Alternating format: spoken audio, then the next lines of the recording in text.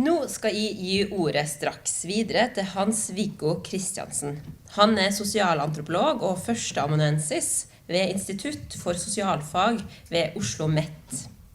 I hans foredrag så skal vi få høre om hvor og hvordan seksuelle møter mellom norske og tyske menn kunne finne sted i offentlige rom under okkupasjonen. Og det basert på rettskilder og beretninger fra tidsvitner. Så vær så god, Hans Christian.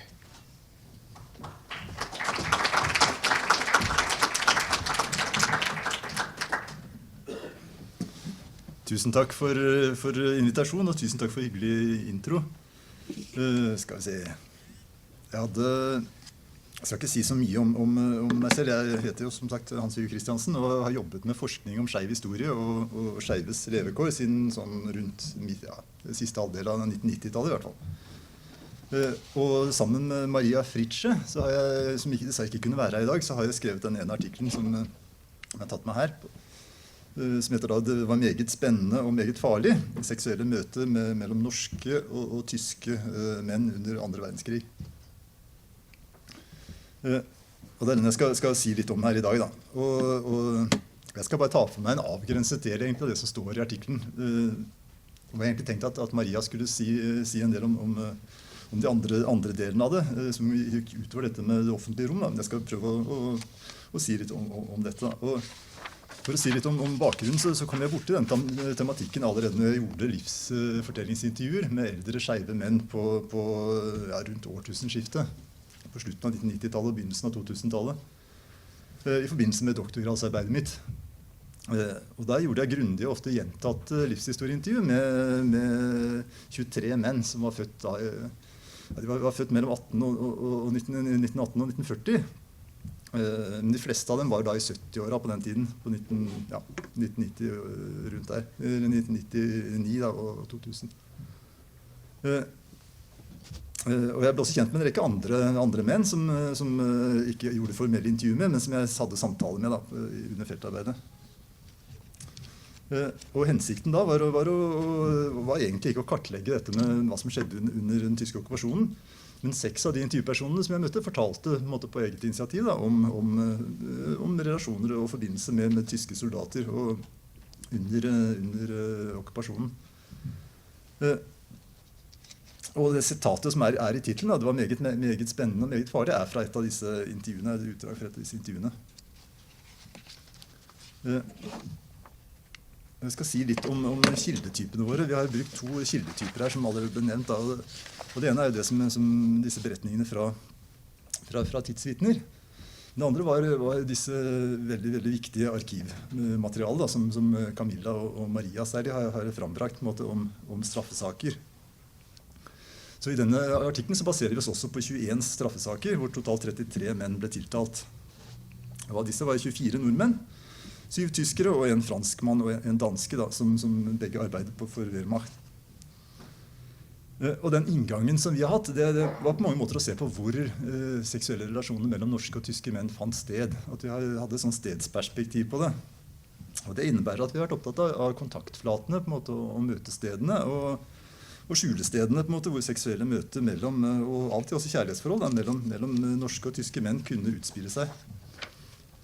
Så rett og slett hvor og hvordan pleide norske og tyske menn som søkte seksuell kontakt med andre menn møtes i byer som Oslo, Bergen og Trondheim.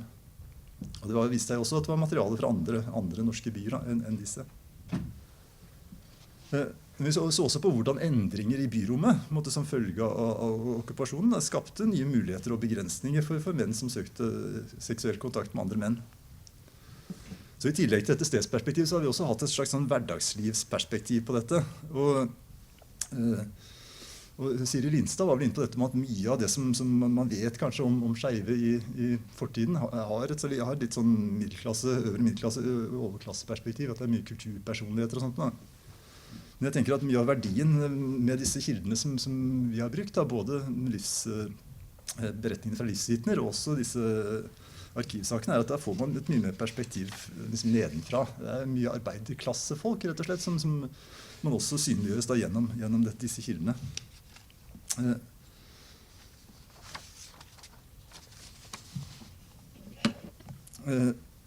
Ja, det har jo eksistert møtesteder. Da. Disse bildene er fra noen tyske soldater. Det har ikke noe spesielt med saken å gjøre, men det ene er fra en sånn sørgeprosesjon etter senkingen av Blücher i 1940. Da. Og det andre er sånn gatebilde fra 1944. Da. Men det har eksistert i hvert fall møtesteder hvor menn har hatt sex med menn i større norske byer, i hvert fall siden slutten av 1800-tallet. Og særlig offentlige parker og offentlige toaletter har vært viktige møtesteder hvor sånne seksuelle møter har funnet sted. Og de fleste av de mennene som jeg hadde kontakt med på 1990- og 2000-tallet, mente at den seksuelle trafikken på disse stedene ikke opphørte under okkupasjonen, men at det heller ble intensivert og aktivert. Da. Og det er særlig to grunner til det som de trakk fram. Da. Og det ene var selvfølgelig dette med det kom så mange fremmede menn på en måte, til byen. Og Maria har skrevet i en annen artikkel da, at med 350 000 soldater til å styre over 3 millioner nordmenn var møtet med den andre nærmest ikke til å unngå. Så rett og slett nærværet og den gjennomstrømmingen av en mengde fremmede unge menn på en måte langt hjemmefra, kanskje på utkikk etter seksuelle eventyr, da, det skapte en annen atmosfære på en måte, også rundt disse møtestedene. Og en annen grunn var også disse endringene i byrommet som vi har snakket om. Og da særlig kanskje denne mørkleggingen som kanskje var vist i det aller første bildet her. Oslo var en mørk by under okkupasjonen, og noe som skapte også veldig gunstige forhold for møte mellom menn. Da. Og jeg tenkte på det når Per Olav fortalte om sin grandonkel Norga da, helt i starten her, at kanskje det var det som gjorde det mulig å gå i drag opp Karl Johan under okkupasjonen, at det rett og slett var ganske mørkt, at det var ikke helt tydelig hva man så da, eller hvem man så på den tiden. Men før jeg kommer inn på eksemplene fra intervjumaterialet, så skal jeg ta et lite eksempel fra en av rettssakene, fra 1943.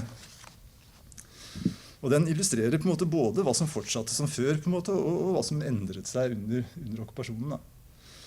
Og det handler da om en norsk gartner og en tysk soldat, og et møte mellom dem i 1943.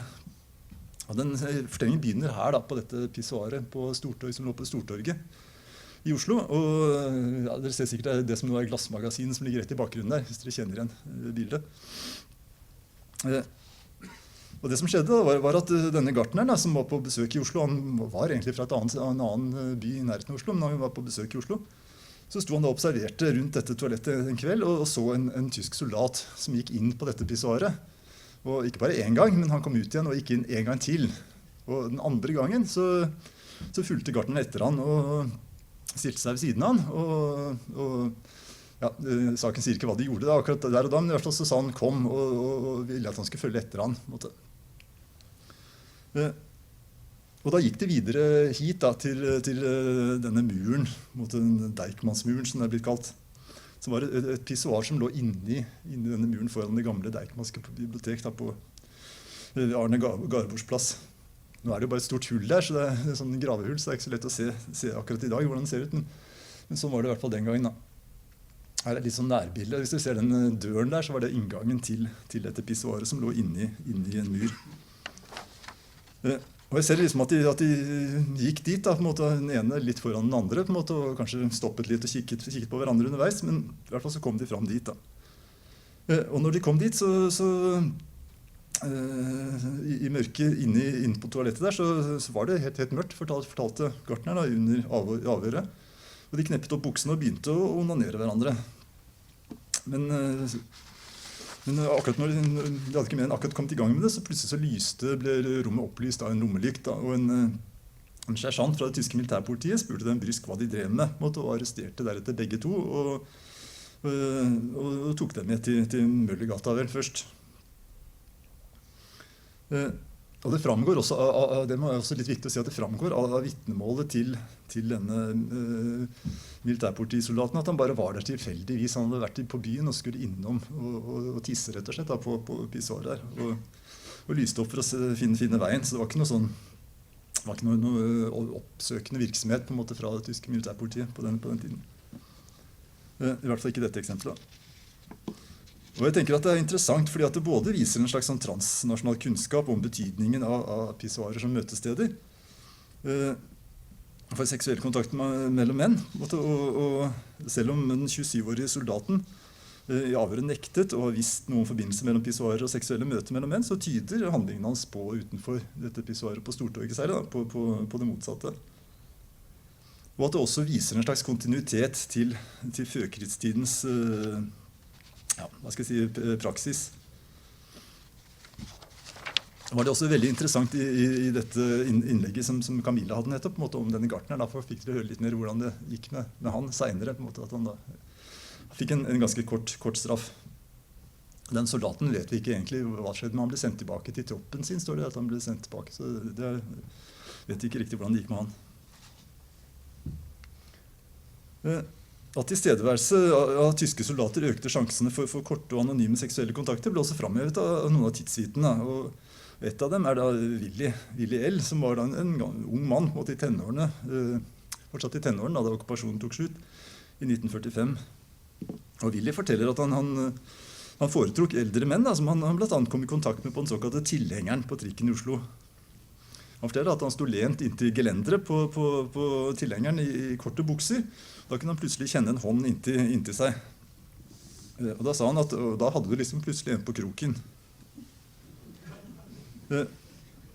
Og Willy forteller at det fortrinnsvis var utendørs at han kom i kontakt med og hadde sex med voksne menn, for eksempel i en park eller en telefonkiosk. Så han sa, ja, du så folk på gaten, og det kunne være hvem som helst. Det kunne være en soldat eller en nordmann, eller hva som helst. Det var bare et blikk var nok. Og på samme måte som beskrivelsen av møtet mellom gartneren og den tyske soldaten på pissoaret, så viser også utsagnet til Willy L. betydningen av gester på en måte, og blikk for å komme i kontakt med andre menn. Og Willy L. beskriver også Oslo da, som en by som ga mange muligheter for erotisk utfoldelse. Og blant annet så fortalte han veldig interessant om Tullinløkka. Tullinløkka var full av vedstabler under okkupasjonen, fortalte han, som var dekket av takpapp. Da. Og da fortalte han at sitat, og der gikk jo horene, tyskerhorene, og de tok ut vedkubber, slik at det ble en slags køye inn i disse stablene. Og så fortsatte han, og det så jo vi, og vi benyttet samme taktikken vi, og da. Det var han og en kamerat, en homofil kamerat, som benyttet seg av den teknikken. Da. Så med begrepet tyskerhorene så sikter han antageligvis til kvinnelige prostituerte, som jo var en annen marginalisert gruppe, da, på en måte som søkte etter private hjemmesteder i det offentlige rom. Dette fra et annet intervju med en som jeg har kalt Gunnar, på en måte, jeg har kalt han en ung og oppsøkende mann fra Oslo. Han fortalte at det var på omtrent hans seksuelle debut, på en måte, og det at han fikk kjennskap til infrastrukturen rundt pissoarer og parker og sånn, var omtrent sammenfalt med okkupasjonen. Og et av de første stedene han var på en måte et sånn lite betongpissoar som lå på Skaus plass, like utenfor rammen av dette bildet egentlig. Og han fortalte da at jeg begynte å flyte sånn i 15-årsalder, fortalte han. Det tror jeg på homsesteder. Og Gunnar fortalte at det var ganske lett for han å etablere kontakt med tyske soldater på den type steder, både på gata og på pissoarer og i parker. Og han fortalte også at etter han hadde kunnet oppnådd kontakt med en soldat, så tok han dem ofte med opp på Sognsvannsbanen eller Frognerseterbanen og dro opp til skogen da, i Nordmarka. Og der fantes sted hvor de kunne ha sex uforstyrret. Han sa også at det hendte at han tok med soldater til Tryvann og viste dem det 7-etasjes utkikkstårnet der oppe. Det var det gamle Tryvannstårnet som dere ser bildet her på. Og han fortalte at ja, så gikk vi opp trappene der da, vet du, og da hadde vi kanskje et nummer i måneskinn, vet du, i toppen av tårnet, litt romantisk bakgrunn. Og han hadde også med seg soldater hjem, fortalte han, og lot dem få hilse på moren sin. Og det var først noen år etter krigen at moren fikk vite at sønnen var homofil, så han presenterte dem antagelig som kamerater da, men han sa at de soldatene han traff var kledd i uniform, Men at de ikke gjorde noe om man ble sett på gata sammen med en uniformert mann. Og på spørsmålet om det ikke var farlig å ha omgang med soldater, om det ikke var sånn at folk kunne sladre på dem og sånn, så svarte han dette da at nei, jeg vet ikke. Det ble alltid godtatt hvor enn jeg kom, sammen med hva slags bakgrunn. Og jeg ble ikke tatt for noen ting, rett og slett. Og om det kom en Østerrike hjem, det ble ikke noe prat om det. Jeg bare fortalte at Østerrike jo ikke Tyskland, og østerrikere til å stole på, og ålreit mennesker. Så det var jo kanskje en livsløgn, men det var i hvert fall det han sa. Mot slutten av okkupasjonen så måtte han flykte på skauen for å slippe arbeidstjeneste, og jobbet som gårdsgutt på et bruk de siste månedene av okkupasjonen. Og jeg må også si at når det gjelder disse tidsvitnene, så det ingen av de tidsvitnene som jeg har intervjuet som ble tiltalt eller arrestert på en måte for noe av det de gjorde under okkupasjonen. Og dette med at det på kveldstid oppholdt seg mange tyske soldater i området rett rundt eller i nærheten av mange av disse møtestedene, kom også fram av et annet intervju som jeg gjorde med en som kalt Christian.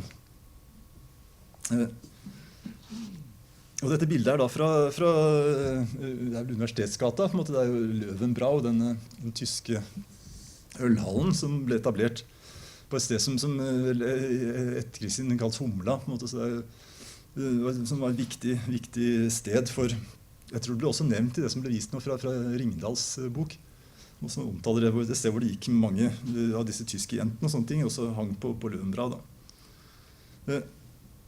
Og Christian kom fra et mindre sted på Østlandet og jobbet under okkupasjonen som tolk for tyskerne i en annen del av landet. Men av og til så var han innom Oslo på en måte på fritiden sin. Og da fortalte han og da dro vi, sitat, og der for vi av gårde på Löwenbräu.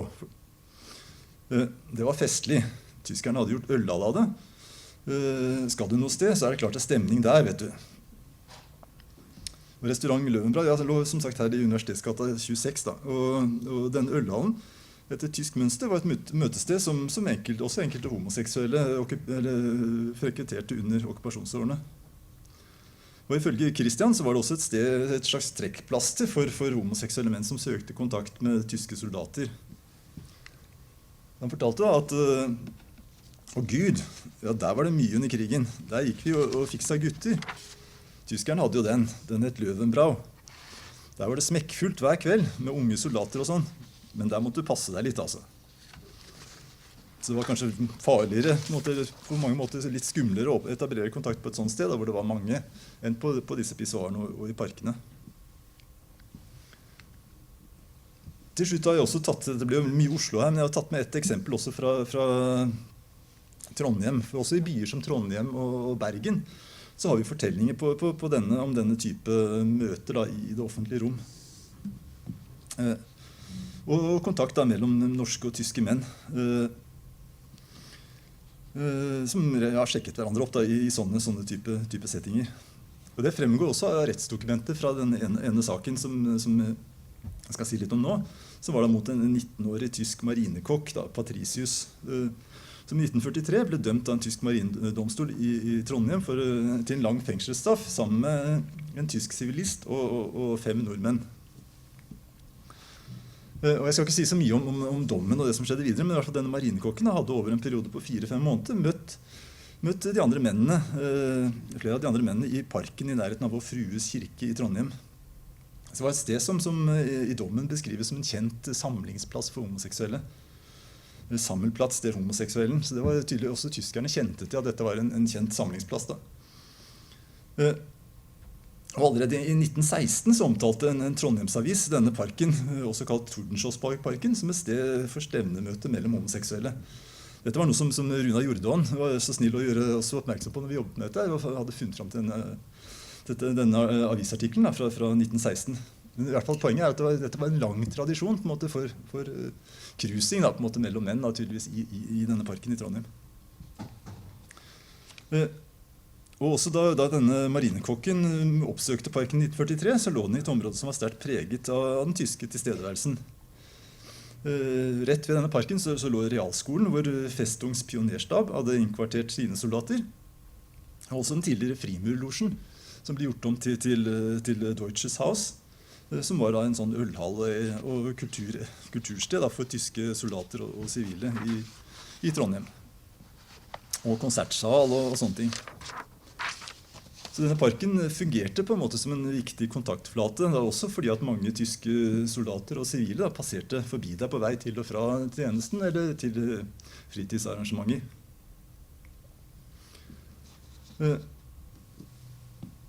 Og det er noe uklart hvorfor det også denne marinekokken da, ble anholdt på en måte og tiltalt, men for gjentatte brudd da, for paragraf 175, men i hvert fall sånn som vi har lest denne saken, så tyder det på at han ble angitt av en annen soldat, og at det ikke var på grunn av at han ble observert der, eller at han ble liksom tatt på fersken i parken, eller sånn, men det var rett og slett på grunn av at han ble angitt av en annen. Da. En soldat som han hadde hatt sex med i leiligheten til en bekjent. Så det er også en interessant side ved dette, at i hvert fall sånn så har vi funnet veldig få tegn i materialet vårt da, som tyder på at det var noe sånn systematisk forfølgelse, hva skal jeg si, eller i hvert fall sånn overvåkning av disse møtestedene. At det som skjedde av arrestasjoner, den eneste saken som vi fant i våre som handlet spesifikt om offentlig, hva skal jeg si, offentlig rom, da, var vel, eller i hvert fall om pissoaret, var denne ene som jeg nevnte innledningsvis med gartneren. Så det ser ikke ut som det var, liksom, som han var så opptatt av liksom, disse møtestedene. Selv om man helt sikkert tydeligvis visste om dem.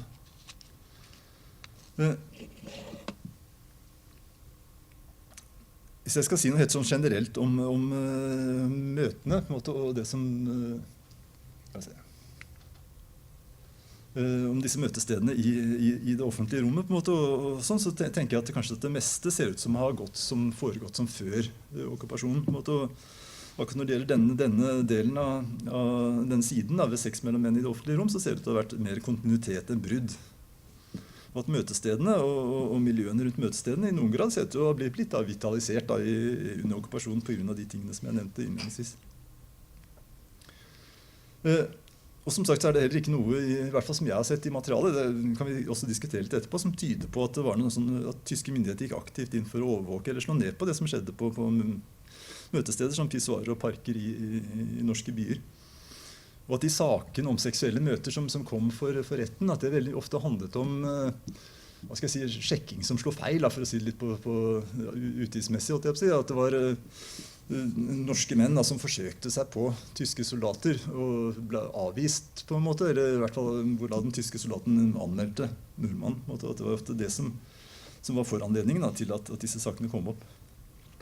Eller at de ble anmeldt av andre som var arrestert.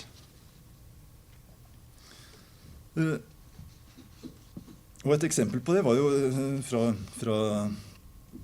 en høstkveld i 1944 da, i Kristiansand, hvor en 62 år gammel norsk lege forsøkte å oppnå kontakt med en 20 år gammel tysk soldat. Og nordmannen hadde denne kvelden, eller oppholdt seg denne kvelden i nærheten av en tysk soldathjem og hilste på en forbipasserende soldat på gata. Og soldaten stusset over dette og gikk over på andre siden og hilste på, jeg spurte nordmannen liksom hva han ville på en måte. Og de kom i prat og innledet en samtale, og etter hvert så begynte de å gå sammen nedover gata, og nordmannen fikk med seg soldaten inn i et portrom, hvor han begynte å stryke og beføle soldaten, og først på hånden og deretter på ryggen og rumpa og sånne ting. Og legen skal også forsøke å tatt han i skrittet, fortalte soldaten under avhøret. Men likevel så fortsatte de spaserturen sammen til de kom til en Wehrmacht-leir, hvor soldaten anmeldte nordmannen og fikk han arrestert. Den type saker er det noen av, hvor det er tydeligvis en forsøk på å oppnå kontakt, men som ble, endte dårlig, for å si det sånn. I artikkelen så omtaler vi også 2 andre typer av steder eller kontaktflater hvor seksuelle menn kunne finne sted, i tillegg til møtestedene i det offentlige rom. Så ene er dette med arbeidssteder og hoteller. Hoteller var jo også ofte arbeidssteder, og mange norske menn, eller mange saker som omhandler dette, det kan dreie seg om norske menn som jobbet for for tyskerne, enten i en leir som tolk eller på en måte på andre kapasiteter. Og også dette som Maria skriver om, eller har vært opptatt av i artikkelen, dette med at hotellene endret veldig karakter under okkupasjonen. Nettopp fordi at veldig mange av dem ble brukt som forlegninger på en måte, for tyske soldater og sivile. Sånn at de som bodde på hotellene var mye mer fastboende på en eller annen måte i den perioden. Som kanskje gjorde det vanskeligere å bruke dem også som seksuelle møteplasser. Og det andre dreier seg om dette selvfølgelig om hva som skjedde innenfor de private leiligheter. Og det er også en interessant endring, nettopp dette at ganske mange leiligheter var jo rekvirert i Oslo, og byer var jo rekvirert av tyske soldater og sivile, og ofte så hadde de kanskje en god tilgang da, på private steder hvor man kunne ha sex. Men også det kunne være en ganske usikkert, da, og det er også noen saker som vi har sett på, hvor folk ble angitt av husvertinnen og den type ting. Da, sånt. Det var heller ikke noe helt trygt sted å være. Så på mange måter så kan kanskje disse møtene i det offentlige rom, de mer eller mindre anonyme møtene i det offentlige rom, være kanskje den tryggeste typen møter som skjedde under okkupasjonen. Dessverre kunne ikke Maria være her i dag, så du får heller lese om disse andre sidene i artikkelen. Takk for oppmerksomheten.